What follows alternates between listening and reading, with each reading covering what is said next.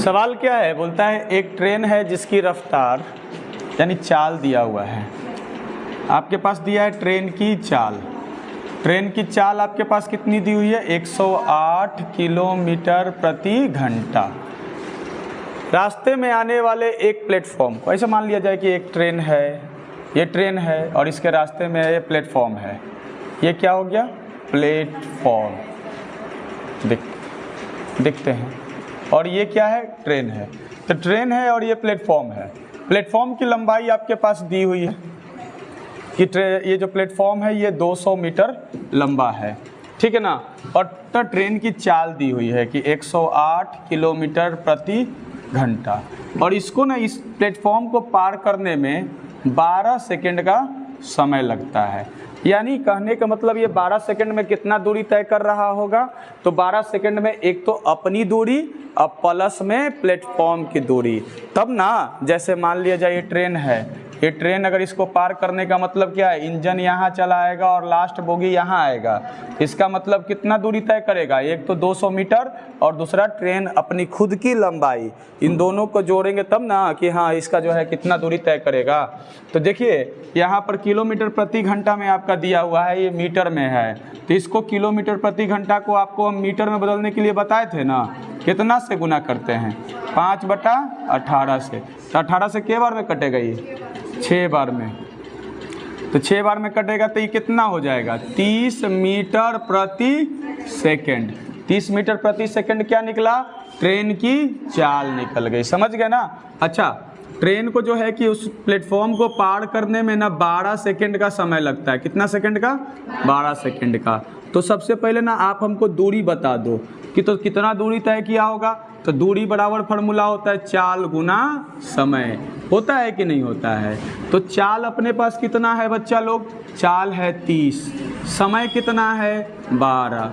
12 को 3 से गुना करोगे तो 12 तिया 36, एक जीरो बैठा दो, 360 मीटर। अब 360 मीटर में से 200 मीटर तो प्लेटफॉर्म में है। क्या बोलते हो? 360 मीटर में से 200 मीटर लंबा तो प्लेटफॉर्म ही है। तो ट्रेन कितना लंबा हो गया? तो ट्रेन की लंबाई ना हमें निकालनी थी। तो ट्रेन की लंबाई निकालने के लिए हम क्या करेंगे कि 360 जो कुल दूरी है उसमें से प्लेटफॉर्म की लंबाई को घटा देंगे। तो कितना होगा? 160 मीटर। यही आपका आंसर। कोई दिक्कत? देखिए क्वेश्चन नंबर 7 क्या कहता है कि एक ट्रेन है जो 200 मीटर लंबे एक प्लेटफॉर्म को 10 सेकंड में पार करती है। समझिएगा ध्यान से, बहुत अच्छा सवाल है। एक ट्रेन है जो कि 200 मीटर लंबे प्लेटफॉर्म को, ये है आपका प्लेटफॉर्म, ये क्या है आपका प्लेटफॉर्म, जिसकी लंबाई कितनी दी हुई है? 200 मीटर। और इसको पार करने में कितना समय लेता है? 10 सेकंड। आप बताइए 10 सेकंड में ये कितना दूरी तय कर रहा होगा? तो एक तो अपनी लंबाई प्लस प्लेटफॉर्म की लंबाई, है कि नहीं? 10 सेकंड में अगर इसको प्लेटफॉर्म को पार करना है तो इसका अर्थ ये है कि ये अपनी लंबाई और साथ ही साथ प्लेटफॉर्म की लंबाई, दोनों की लंबाई को जोड़ने पर 10 सेकंड में पार करेगा, है कि नहीं? अब फिर दूसरा केस में देखते हैं कि एक बिजली के खंभे को 6 सेकंड में।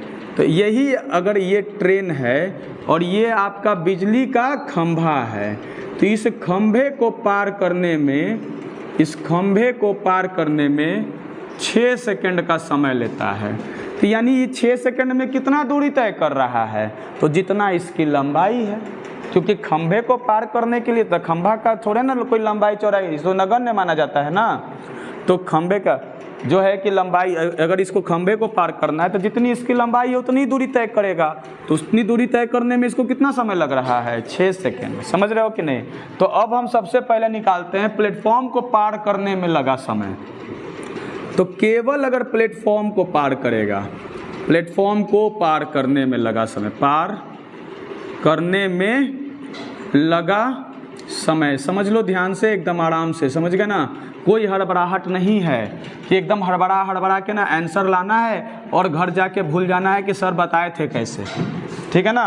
अगर हमारा प्लेटफॉर्म और ट्रेन दोनों लंबाई पार करती है तो 10 सेकंड का समय लगता है। जब ट्रेन अपनी लंबाई को ही पार करती है तो 6 सेकंड का समय लगता है, यानी केवल प्लेटफॉर्म को पार करने में उसको कितना सेकंड का समय लगता होगा? 4 सेकंड का समय लगता होगा। यदि प्लेटफॉर्म की लंबाई आपके पास दी हुई है, प्लेटफॉर्म की लंबाई कितनी दी हुई है? 200 मीटर। तो अब बताइए, दूरी हो गया, इस समय हो गया, तो ट्रेन की चाल नहीं निकाल सकते हम? ट्रेन की चाल निकाल देंगे। ट्रेन की चाल बराबर में क्या होता है फॉर्मूला? दूरी बटा समय। दूरी अपने पास कितना है? दूरी 200 मीटर है, ठीक ना। और इसी प्लेटफॉर्म को पार करने में समय कितना लगाता है? तो 4 से काटेंगे तो 50। ये 50 मीटर प्रति सेकेंड क्या निकला? ट्रेन की चाल। एक आंसर आ गया मेरे पास कि चाल निकालिए। दूसरा बोला कि ट्रेन की लंबाई भी बताना है, ट्रेन की चाल तथा ट्रेन की लंबाई। तो ट्रेन की लंबाई, तो अच्छा एक बात बताओ, इस ट्रेन की लंबाई निकालने के लिए अगर हम इस केस में चलें तो इस 6 सेकंड का समय लगाता है कि नहीं? और चाल का ट्रेन का कितना है? 50। तो लंबाई यानी दूरी को ही तो लंबाई कहते हैं ना। तो लंबाई बराबर में क्या होगा? चाल गुना समय। चाल गुना समय। तो चाल अपना कितना? 50 और समय कितना? 6। तो यानी कितना? 300 मीटर। यही अपना हो गया ट्रेन की लंबाई। बोलिए, समझ में आया सभी को? चलिए क्वेश्चन नंबर 7 के जैसा ही है क्वेश्चन नंबर 8 कि एक ट्रेन किसी खंभे को 1 सेकंड में पार करती है, जबकि वही ट्रेन 150 मीटर लंबे प्लेटफॉर्म को 7 सेकंड में पार करती है। तो ट्रेन की चाल तथा लंबाई बताएं। इसको बनाने से पहले वीडियो को पॉज कर दें, उसके बाद खुद से बनाएं, और नहीं बने तो फिर आंसर देखें। चलिए देखो, एकदम इसमें ही चेंज करेंगे, कुछ नहीं करना है। प्लेटफॉर्म की लंबाई कितना है? बोलो। 150 मीटर। इसको पार करने में कितना समय लगाता है? 7 सेकंड लगाता है। इस खंभे को पार करने में कितना सेकंड? 1 सेकंड लगाता है। प्लेटफॉर्म को पार करने में कितना समय लगाएगा? 7 - 1 तो कितना हो जाएगा? 6 हो जाएगा, ठीक ना। बताओ दूरी कितना है? प्लेटफॉर्म की लंबाई 150। 150 को कितना से डिवाइड करोगे? 6 से। के बार में कट जाएगा? 25 बार में। तो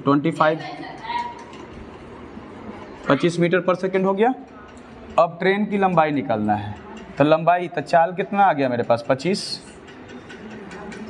और 1 सेकंड में पार करता है ना, तो 1 यानी 25 मीटर। खत्म।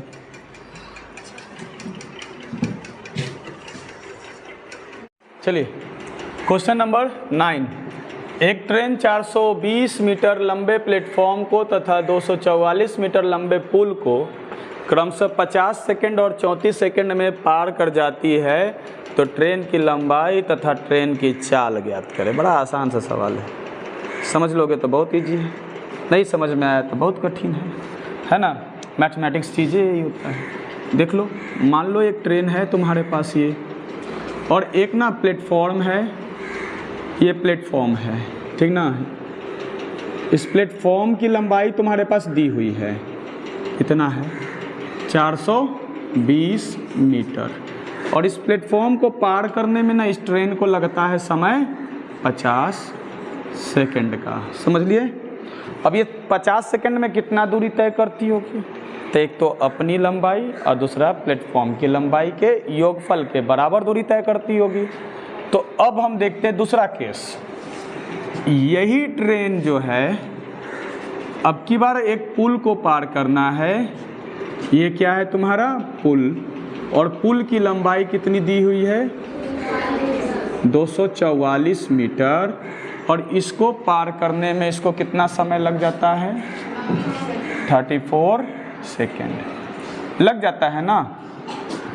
तो इसका मतलब इस प्लेटफॉर्म और इस पुल के लंबाई में थोड़ा सा तो अंतर है, समय में भी अंतर है ना। तो सबसे पहले उस अंतर को तय करने में कितना समय लगता है ये निकाल लीजिए। 420 में से 244 को घटाइए तो कितना आएगा? 10 में से 4 गया तो 6, एक पैंचा देंगे ना इसको, 11 में से 4 गया तो 7, और ये कितना हो जाएगा, 3 में से 2 गया तो 1, 176 मीटर की दूरी, और इन दोनों में कितना का अंतर, 16, यानी 16 सेकेंड में 176 मीटर की दूरी तय करता है। तो आप बताओ 1 सेकेंड में ये कितना मीटर की दूरी तय करेगा, तो 176 बटा 16, 16 से कट जाएगा 11 बार में, यानी 1 सेकेंड में यह ट्रेन 11 मीटर की दूरी तय करती है। जो होता है वो हमेशा हमें क्या बताता है, 1 सेकंड में तय की गई दूरी या तो फिर 1 घंटा में तय की गई दूरी। तो यहाँ 1 सेकंड में 11 मीटर जाता है, इसका मतलब चाल तो निकल ही गया मेरा, चाल बराबर में कितना हो गया, 11 मीटर प्रति सेकंड। अब हमको क्या निकालना है, दूरी। तो दूरी बराबर में कितना होता है फॉर्मूला, चाल गुना समय। अगर हम पहला केस को ले लेते हैं तो चाल तो गाड़ी का कितना है, 11, और इस प्लेटफॉर्म को पार करने में इसको समय कितना लगता है, 50। तो 11 × 5 = 55, यानी कि 550 मीटर। तो ये कुल दूरी तय कर रहा है, कितना तय कर रहा है, 550।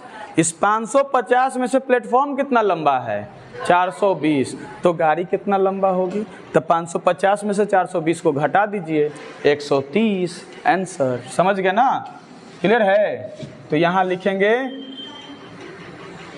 ट्रेन की लंबाई।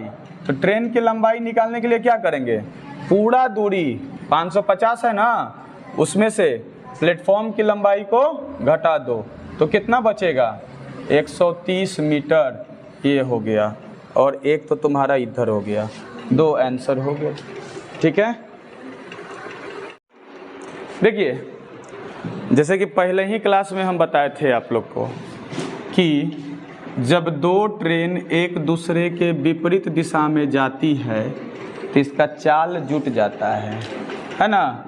तो चाल जो है कि पहली का चाल है 50 किलोमीटर प्रति घंटा और दूसरी का चाल है 52 किलोमीटर प्रति घंटा। बताए थे कि नहीं। तो चाल क्या हो जाएगा, चाल तुम्हारा जुट जाएगा, तो 50 और 52 जुट करके हो जाएगा 102 किलोमीटर प्रति घंटा।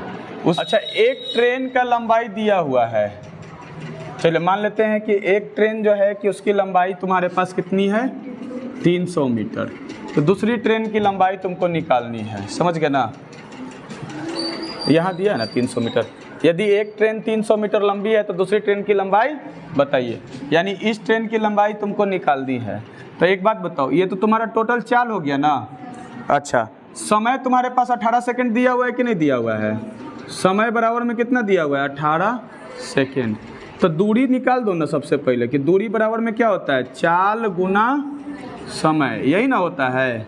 तो चाल तुम्हारे पास कितना हो गया, 102। अच्छा एक बात बताओ, इस सेकंड में ना है, तो इसको 5/18 से गुना करके इसको भी मीटर प्रति सेकंड में बदल दो और गुना 18। ये 18 सेकंड से था, 18 से 18 काट, तो इसको गुना करोगे तो कितना हो जाएगा, 510 है, 510 मीटर। 510 मीटर निकल के आया कि नहीं।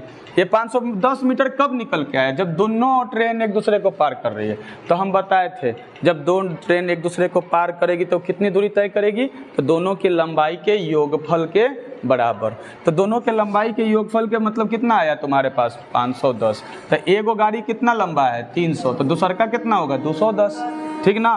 तो यहाँ दूसरी ट्रेन की लंबाई निकाल दो। दूसरी ट्रेन की लंबाई बराबर 510 माइनस 300 यानी 210 मीटर। एंड